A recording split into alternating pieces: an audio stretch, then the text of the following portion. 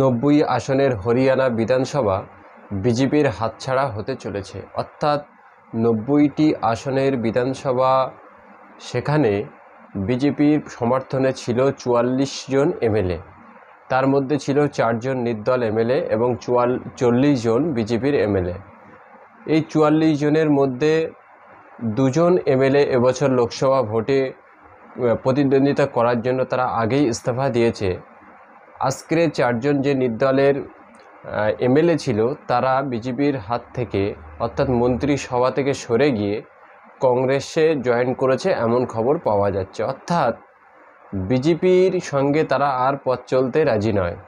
এমতো অবস্থায় আরও একটি রাজ্য বিজেপির হাতছাড়া হতে চলেছে। অথচ পশ্চিমবঙ্গের বিজেপির ওই মূর্খ নেতাগুলো বলছে দেশে এখন বিজেপি হাওয়া চলছে, কিন্তু দেশের সামগ্রিক যে চিত্র সেটা তুলে ধরলে দেখা যায় মাত্র 29% ভোট পেয়ে বিজেপি বিভিন্ন রাজ্যে লোকসভার নিরিখে তারা ক্ষমতায় আছে। অর্থাৎ লোকসভার যে ভোট শতাংশ, সেই ভোট শতাংশ ধরলে 29% ভোট নিয়ে তারা বিভিন্ন রাজ্যে ক্ষমতায় আছে।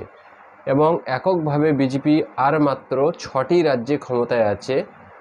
আর রাজ্যে তারা অন্যান্য দলের হাত ধরে ক্ষমতায় ছিল। আজকের সেই 11 থেকে একটি কমে গিয়ে 10-এ এসে দাঁড়াতে চলেছে, এই জায়গায় আর কোনো সন্দেহ নেই। অতএব বিজেপির থেকে মানুষ মুখ ফেরাতে অনেক আগেই শুরু করেছে। এরা শুধু ধর্মের তাস খেলে হিন্দু মুসলিম মন্দির মসজিদ করে ক্ষমতায় টিকে থাকতে চাইছে।